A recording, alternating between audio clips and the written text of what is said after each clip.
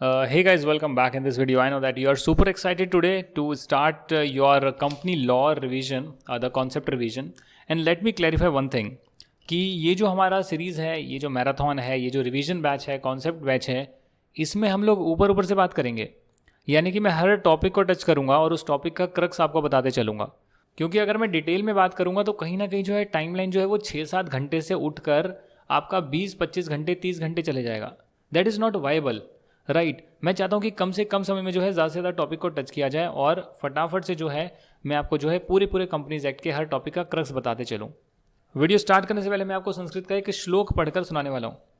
उद्यमेन ही सिद्ध्यन्ति कार्याणि न मनोरथे, न ही सुप्तस्य सिंहस्य प्रवशन्ति मुखे मृगा।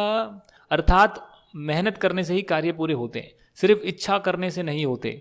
जिस प्रकार सिंह के मुख में हिरण अपने आप नहीं जाता बल्कि शेर को हिरण का शिकार खुद करना पड़ता है, उसी प्रकार आप सबको भी मेहनत खुद करनी पड़ेगी अगर आप कामयाब होना चाहते हैं।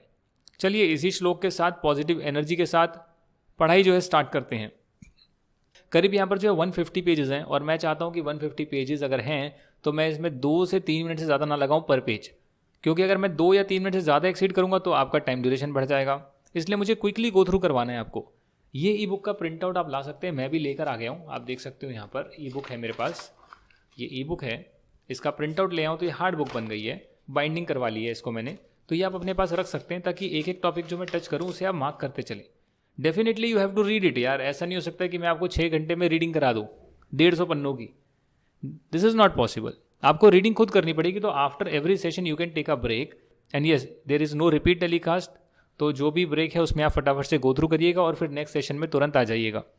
ऐसे कर आपको चलाना है। इसका पार्ट 1 और पार्ट 2 जो है आपको मिलेगा, जितने भी पार्ट्स होंगे वो आपको मिलेंगे और मिनिमम टाइम में जो है कवर करने की हम कोशिश करेंगे। तो स्टार्ट करते हैं कंपनीज एक्ट के बेसिक से। भाई देखो, ऐसा है कि अगर आपको बिजनेस करना है तो आप इंडिविजुअली भी कर सकते हैं, पार्टनरशिप फर्म के हिसाब से भी कर सकते हैं बनाकर, और कंपनी भी बना सकते हैं। अब कंपनी बनाने के बहुत सारे फ़ायदे होते हैं जो आप इस चैप्टर में आगे जानेंगे, इसीलिए कंपनी बनाई जाती है। और कंपनी अगर बनाई जाती है तो डेफिनेटली उसका कोई प्रोसीजर होगा, उससे कुछ रूल्स एंड रेगुलेशन पालन करने होंगे ताकि कुछ भी फ्रॉड ना हो, कुछ भी गलत एक्टिविटीज़ ना हो। तो इन सब का पालन करने के लिए जो है कंपनीज एक्ट 2013 बनाया है, जिसमें सेक्शंस में बातें लिखी हुई है। अगर देखा जाए तो कंपनी का मीनिंग वैसे कुछ ज़्यादा कॉम्प्लिकेटेड नहीं है। It is just an association of person for some common object, यानी लोग मिलकर गठन करते हैं कोई एक कॉमन पर्पस को अचीव करने के लिए, उसे कंपनी बोलते हैं। और ये जो हमारा एक्ट है ये पूरे इंडिया पर एप्लीकेबल होता है। Yes, you heard it right, ये एक्ट पूरे इंडिया पर एप्लीकेबल होता है, not only on the companies that are incorporated under this act और अंडर एनी प्रीवियस एक्ट। क्योंकि जाहिर सी बात है यार, आप कंपनीज एक्ट 2013 तो ले आए आप, पर जो कंपनीज 2013 से पहले बनी हुई है क्या उस पर ये एक्ट नहीं लगेगा? उस पर भी लगेगा। पहले 1956 होता था, उससे पहले 1800 का कोई एक्ट होता था। तो जब कंपनी बन गई तब तो उस पर वही एक्ट लग रहा था, बट जब नया एक्ट आ गया तो नया एक्ट पुरानी कंपनीज पर भी इंप्लीमेंट हो जाता है। तो इसीलिए जो कंपनीज एक्ट है वो अप्लाई होगा सभी कंपनीज पर जो इस एक्ट में इनकॉर्पोरेट होगी या जो पहले इनकॉर्पोरेट हो चुकी है। साथ में insurance company, banking company, electricity company के अलग एक्ट बने हैं, पर इन पर भी बहुत सारे प्रोविजंस जो है कंपनीज एक्ट के लगते हैं। वाई? बिकॉज ये भी जो है एक तरह से एक बॉडी तो है ही, बॉडी कॉर्पोरेट तो है ही, तो इन पर भी लगते हैं। अगर कॉन्ट्राडिक्ट नहीं कर रहे तो कंपनीज एक्ट के प्रोविजंस इन पर भी लगते हैं। और भी बहुत सारी कंपनीज है जो स्पेशल एक्ट में गवर्न होती है, जैसे स्टेट रोड ट्रांसपोर्ट कॉर्पोरेशन। बहुत सारी नोटिफाइड बॉडी कॉर्पोरेट्स हैं। जी हाँ, यहाँ पर मैं आपको बता दूं जो बॉडी कॉर्पोरेट्स हैं उसमें कंपनीज इंक्लूड होती है, बट हर कंपनी में बॉडी कॉर्पोरेट इंक्लूड नहीं होती है। तो ये जो बॉडी कॉर्पोरेट है दोस्तों, उस बॉडी कॉर्पोरेट में भी जैसे NHAI है, national highway authority of India, reserve bank of India, security exchange board of India, सबके अपने अपने एक्ट हैं, सबके अपने अपने एक्ट है। ये भी तो एक बॉडी है, एक बहुत बड़ी बॉडी है। बट यहाँ पर क्या है कि आपका जो है कंपनीज एक्ट के जो है प्रोविजंस यहाँ भी लगते हैं जो भी नोटिफाई गवर्नमेंट ने करी है। बॉडी कॉर्पोरेट का मतलब अगर आप जानना चाहते हैं, सेक्शन 2 में गिवन है। 2 क्लॉज ब्रैकेट में जो लिखते हैं, सेक्शन 2 के ब्रैकेट में क्लॉज आता है, जनरली उसमें डेफिनेशंस गिवन होती है, जिसका नेक्स्ट चैप्टर हम लोग करेंगे। तो यहाँ पर बताया गया कि सभी प्रकार की कंपनीज इंडिया में है, इंडिया के बाहर इनकॉर्पोरेट करी है, वो बॉडी कॉर्पोरेट की डेफिनेशन में आती है, एक्सेप्ट कोऑपरेटिव सोसाइटी, या एक्सेप्ट जिसको गवर्नमेंट ने बोला है कि बॉडी कॉर्पोरेट नहीं है। तो निष्कर्ष ये निकल कर आता है कि जो भी सभी कंपनीज है वो बॉडी कॉर्पोरेट होती है, बट सभी बॉडी कॉर्पोरेट जो है वो कंपनीज नहीं होती। अब आप बोलेंगे एग्जाम्पल दे दो, तो मैंने ऊपर दे दिया बॉडी कॉर्पोरेट के कुछ एग्जाम्पल, जैसे national highway authority of India, security exchange board of India, reserve bank of India. तो बॉडी है भैया, कॉर्पोरेट है, बॉडी कॉर्पोरेट है, बट कंपनी नहीं बोल सकते उन्हें, स्पेशल एक्ट में बनी हुई है। बट उस पर भी कंपनीज एक्ट बहुत जो है बहुत तरीके से लगता है, unless and until central government ने मना किया हो कि भैया नहीं लगेगा।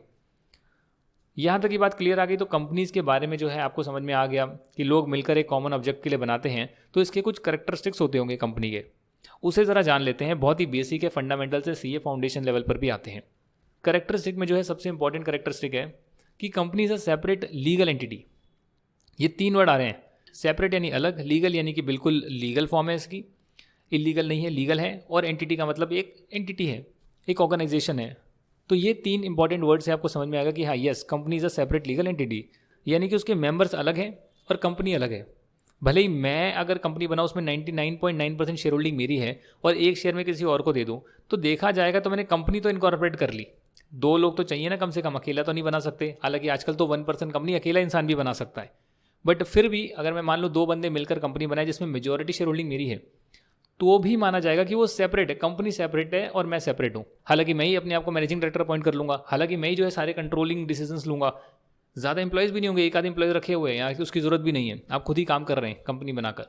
तो क्या हो गया, तब भी माना जाएगा कंपनी अलग है और मैं अलग हूँ। इसका एक एग्जाम्पल है Salomon versus Solomon company limited में, जहाँ एक बूट मैन्युफैक्चरर जो है कंपनी बना लेता है, अपने बीवी बच्चों को शेयर दे देता है, एक शेयर देता है, बाकी खुद रखता है और खुद ही को जो है सिक्योर्ड डिबेंचर इशू कर लेता है। अब कंपनी जब खराब प्रदर्शन करती है, लिक्विडेशन में जाती है, तो उसके जो अनसिक्योर्ड क्रेडिटर है वो कहते हैं भैया पैसा हमें दो, आप अपने आप को पहले पैसा कैसे दे सकते हो। तो भैया वो कहता है भाई देखो, मैं तो सिक्योर्ड डिबेंचर अपने आप को मैंने इशू करें और मैं एक आउटसाइडर हूँ, मैं कंपनी नहीं हूँ, आई am a separate person from company. भले ही मैं कंपनी का शेयर होल्डर क्यों ना हो, but I am a separate person then company, और सिक्योर्ड जो है उनको पहले पेमेंट होगी। अब क्रेडिटर जो है वो कोर्ट जाते हैं और कोर्ट भी कहते हैं भाई देखो ऐसा है कि कंपनी अलग है, ये इंसान अलग है, ये कंपनी का ओनर हो सकता है जी हाँ, पर जो ओनर है वो डिबेंचर भी तो खरीद सकता है, और क्योंकि डिबेंचर सिक्योर्ड हैं तो पहले सिक्योर्ड वालों को पेमेंट होगी। कंपनी अगर वाइंडिंग अप होगी तो उसमें जो है वो जीत जाता है, और ये क्लासिक एग्जांपल है सेपरेट लीगल एंटिटी का। वहीं दूसरा एक ली वर्सेस ली एयर फार्मिंग का केस आता है, जहाँ पर बड़ा दर्दनाक केस है ये कि भैया जो मिस्टर ली एक पायलट होते हैं, वो एक कंपनी बनाते हैं ली एयर फार्मिंग लिमिटेड, खुद को जो है मैनेजिंग डायरेक्टर अपॉइंट कर लेते हैं, क्योंकि जाहिर सी बात है कंपनी अपने डिसीजन खुद नहीं ले सकती, उसको कोई ना कोई बंदा चाहिए जो कंपनी के बिहाफ पर काम करे, उसे हम डायरेक्टर्स बोलते हैं। और उसमें कुछ होल टाइम डायरेक्टर या कह सकते हो मैनेजिंग डायरेक्टर होते हैं, जो कंपनी के फुल टाइम जो है एम्प्लॉय भी होते हैं। तो ये अपने आप को मैनेजिंग डायरेक्टर अपॉइंट कर लेता है, और साथ ही में क्योंकि मैनेजिंग डायरेक्टर होता है तो खुद को जो है चीफ पायलट भी अपॉइंट कर लेता है on a salary. Managing director होने की वजह से कंपनी के बिहाफ पर साइन कर सकता है और खुद ही को जो है पायलट अपॉइंट कर लेता है। अब पायलट में इसका काम क्या होता है कि भाई जो फार्म लैंड है उस पर फर्टिलाइजर ऊपर जो है प्लेन से लेकर जाना है और फर्टिलाइजर जो है छिड़काने, बट एक हादसा हो जाता है और उसमें जो है मिस्टर ली की डेथ हो जाती है, प्लेन क्रैश हो जाता है, मिस्टर ली की डेथ हो जाती है। वाइफ जाती है कंपनी के पास कि वर्कमैन कंपनसेशन के तहत मुझे कंपनसेशन दें। अब जो वो कंपनी है वो मना कर देती है, उसके जो एम्प्लॉयज़ होते हैं मना कर देते हैं, भैया मिस्टर ली खुद ही है, कंपनी भी उनकी है, खुद को कैसे दे सकते हैं, वो एम्प्लॉय कैसे हो सकते हैं, वो तो मास्टर हैं, वो तो ओनर हैं, वो एम्प्लॉय कैसे हो सकते हैं। और साथ ही में इंश्योरेंस कंपनी भी मना कर देती है। तो भैया कोर्ट का दरवाज़ा खटखटाना पड़ता है और कोर्ट बताता है भाई देखिए ऐसा है कि मैनेजिंग डायरेक्टर वो है तो अच्छी बात है, बट मैनेजिंग डायरेक्टर होने की वजह से वो क्या कर सकते हैं, अपॉइंटमेंट कर सकते हैं। तो उन्होंने अपने आप को अपॉइंट करा है एज अ पायलट, और जब वो पायलट अपॉइंट हो गए हैं तब वो कंपनी के एम्प्लॉय हैं, तब वो कंपनी को सर्व कर रहे हैं। तो इसीलिए जो है ली एक सेपरेट पर्सन है, कंपनी एक सेपरेट पर्सन है। Because of the position of a managing director he is directing himself on behalf of the company, and while acting as a pilot he is working as an employee, तो आपको compensation देनी पड़ेगी। ये भी एक classic case यहाँ पर आया था। आगे बढ़ने स्टार्ट करते हैं दोस्तों। पॉइंट नंबर 2 आ रहा है, वेरी वेरी इंपॉर्टेंट। हम लोग बात कर रहे हैं कंपनी की कैरेक्टरिस्टिक्स के बारे में, यानी कि जो कंपनी होती है उसमें क्या क्या फीचर्स होते हैं, क्या क्या चीज़ें होती है। अभी तक मैं आपको बता चुका कि कंपनी एक सेपरेट लीगल एंटिटी होती है, यानी कि ओनर अलग होते हैं और कंपनी अलग होती है। अब बात करते हैं नेक्स्ट पॉइंट के बारे में, that is experience of a shareholder is counted as experience of a company. Shareholder का एक्सपीरियंस कंपनी का एक्सपीरियंस काउंट होगा। अब कहीं ना कहीं यहाँ पर कॉन्ट्राडिक्शन आता है, कई लोग बोलेंगे यार जब मेंबर अलग हैं कंपनी अलग है तो मेंबर्स का एक्सपीरियंस कंपनी का एक्सपीरियंस कैसे माना जा सकता है। देखिए आप इस बात को समझने की कोशिश करिए। एक क्लासिक केस आया है new horizons limited versus union of India. इसका मतलब यह है कि न्यू हॉराइजन्स लिमिटेड एक कंपनी है, उसने जो है यूनियन ऑफ इंडिया पर केस कर दिया है। इस केस में कुछ ऐसा होता है कि कंपनीज जो हैं, काफ़ी सारी कंपनीज मिलकर एक जॉइंट वेंचर बनाती है और वो जॉइंट वेंचर जो है टेंडर के लिए अप्लाई करता है। अब क्योंकि जॉइंट वेंचर नया होता है इसके लिए टेंडर रिजेक्ट हो जाता है। कंपनी कहती है भैया आप ये देखें ना कि हम लोग जो है 20-20, 30 साल के एक्सपीरियंस वाले लोग बैठे हैं, हम लोगों ने मिलकर जॉइंट वेंचर बनाए, तो भले जॉइंट वेंचर अभी बनाए, बट एक तरह से देखा जाए तो उसके जो मेंबर्स हैं, जो उसके ओनर्स हैं, उनका तो बहुत बड़ा एक्सपीरियंस है, तो आपको उसका एक्सपीरियंस काउंट करना चाहिए। और कोर्ट का भी यही फैसला था, जी हाँ, एक प्रूडेंट बिजनेसमैन जो है वो उसके ओनर्स का एक्सपीरियंस काउंट करेगा। अगर उसके ओनर एक्सपीरियंस है तो भले ही कंपनी अभी आपने इनकॉर्पोरेट करी हो, पर आप अगर एक्सपीरियंस है, उसके मेंबर एक्सपीरियंस है, तो वही एक्सपीरियंस काउंट होना चाहिए for granting tender rights etcetera, तो वो भी एलिजिबल रह सकते हैं। इसके बाद जो है लिमिटेड लाइबिलिटी की बात करते हैं। कंपनी का एक सबसे बड़ा फीचर ये है कि आप अगर मान लेते हैं कि आप अगर सोल प्रोप्राइटर हैं, आप अगर पार्टनरशिप फर्म है, तो वैसे भी पार्टनरशिप फर्म भी आजकल तो लिमिटेड लाइबिलिटी बन जाती है, बट वैसे अगर नॉर्मल पार्टनरशिप फर्म और सोल प्रोप्राइटर की बात करी जाए तो उसमें जो भी उसने उधार लिया है, जो भी उसने पैसा लिया है, वो उसको देना ही पड़ेगा, भले उसको अपने पर्सनल एसेट्स बेच के क्यों ना देना पड़े।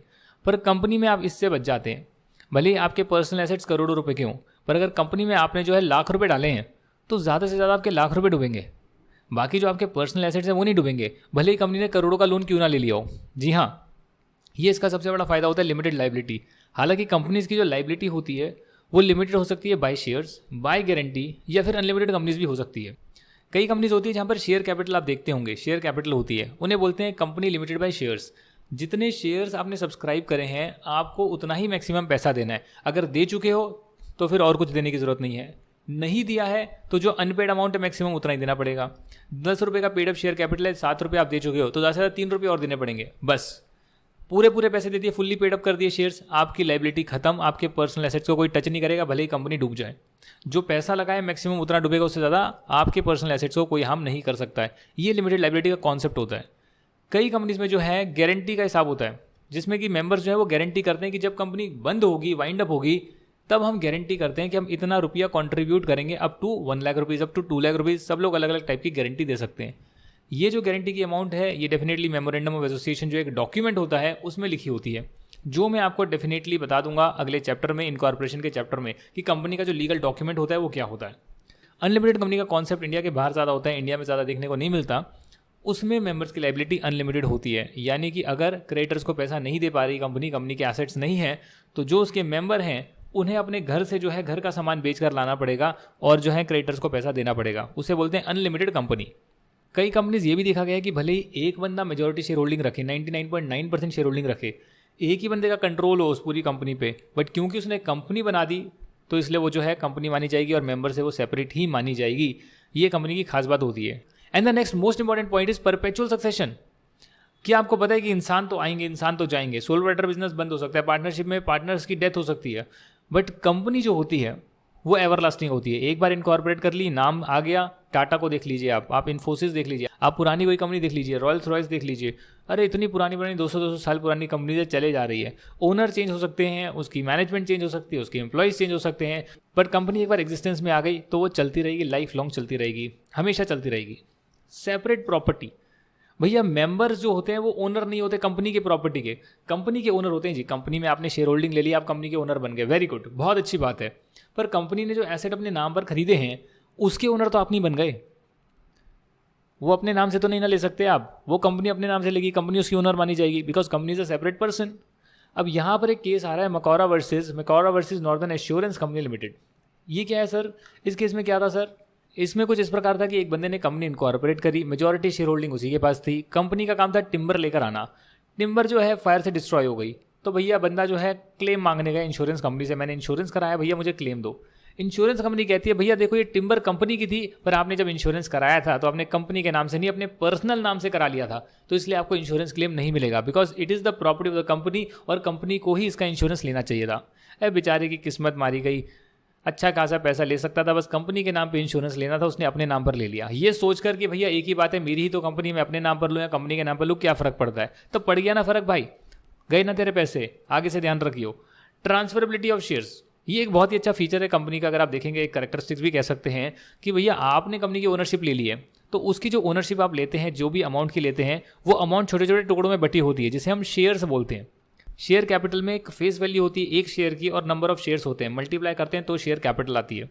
अब यहाँ पर जो है अगर आपने मान लेते हैं एक शेयर 10 रुपये का है या 100 रुपये का है या 1000 रुपये का है, फेस वैल्यू कॉन्सेप्ट अलग है, मार्केट वैल्यू का कॉन्सेप्ट अलग है। फेस वैल्यू, उस केस में क्या होगा सर? उस केस में आपने जितने कंपनी के शेयर्स लिए हैं, 10 शेयर लिए हैं मान लो 10 रुपये के, तो आपके पास 100 रुपये वाले की फेस वैल्यू के शेयर हो गए। आपने 1000 लिए, 1000 शेयर लिए 10 रुपये वाले, तो आपके पास 10,000 फेस वैल्यू वाले शेयर हो गए। उनकी मार्केट वैल्यू 20,000 30,000 कुछ भी हो सकती है।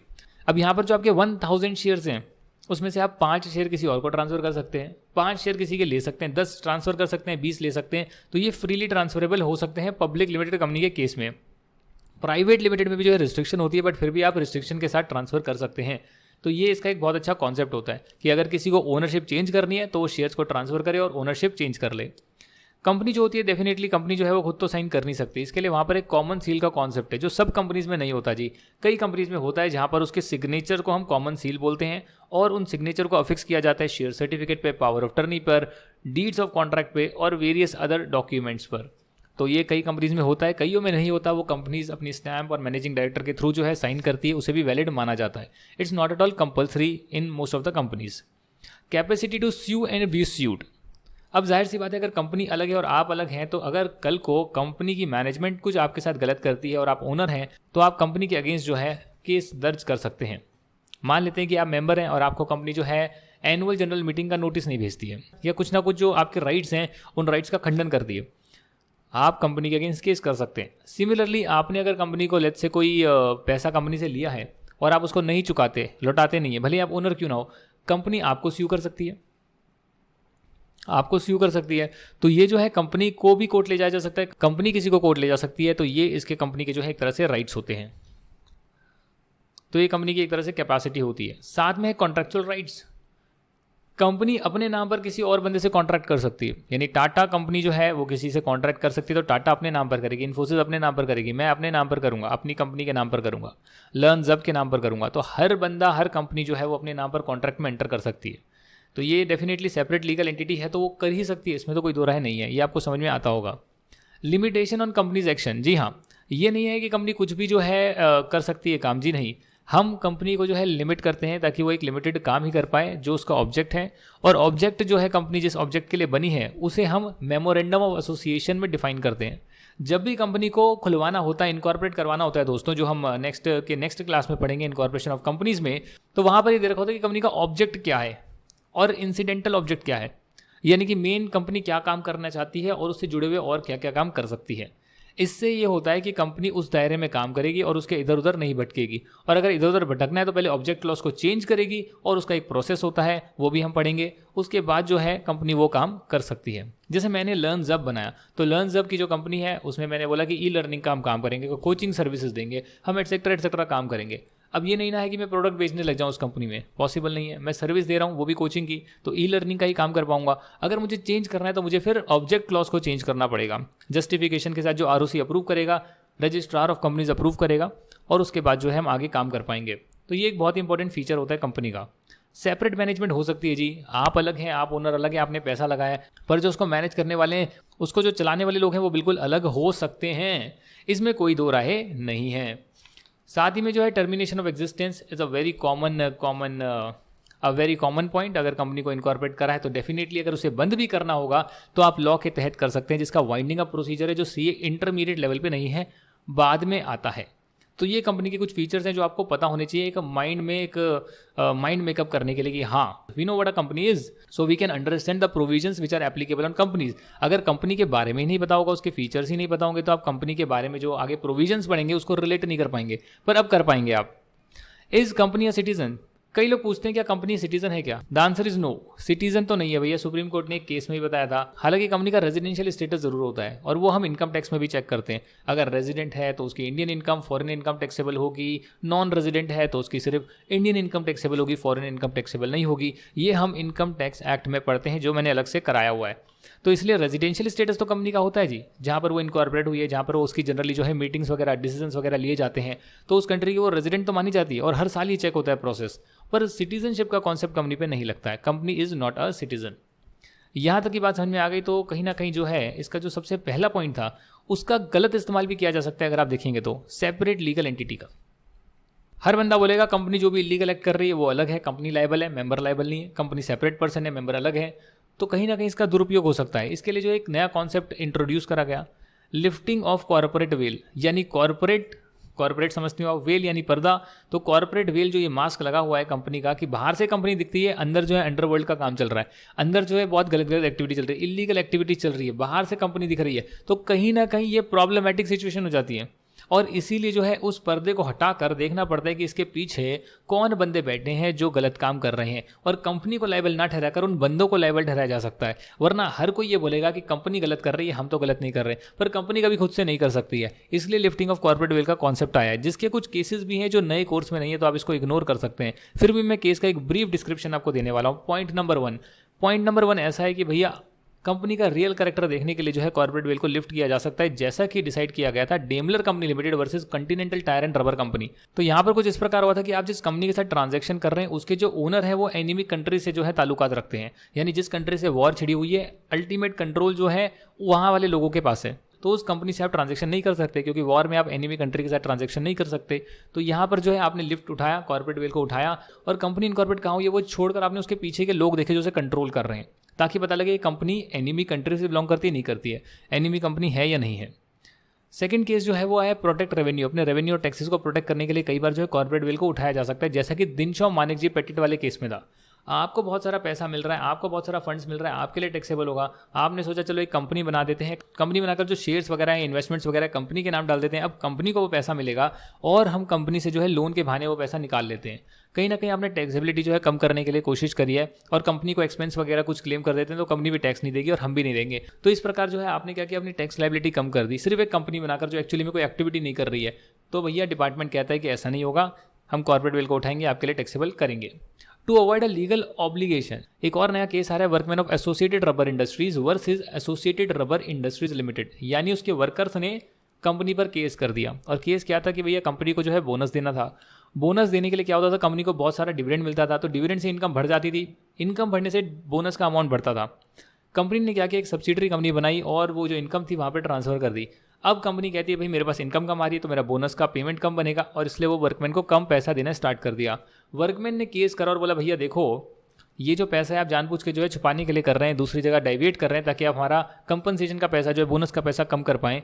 तो कोर्ट ने बोला हाँ जी ये तो बात बिल्कुल सही है, जो कंपनी आपने बनाई है वो तो बिल्कुल फ्रॉड है, फर्जी है, सिर्फ इनकम को डेविएट करने के लिए बनाई है, इसके लिए जो है हम नहीं मानेंगे, उसको उठा देंगे और मानेंगे जो सब्सिडरी कंपनी की जो इनकम है वो आप ही की इनकम है, क्योंकि आपने वो सिर्फ ट्रांसफर करने के लिए बनाया है, एक्चुअली में सब्सिडरी कंपनी कोई काम नहीं कर रही है।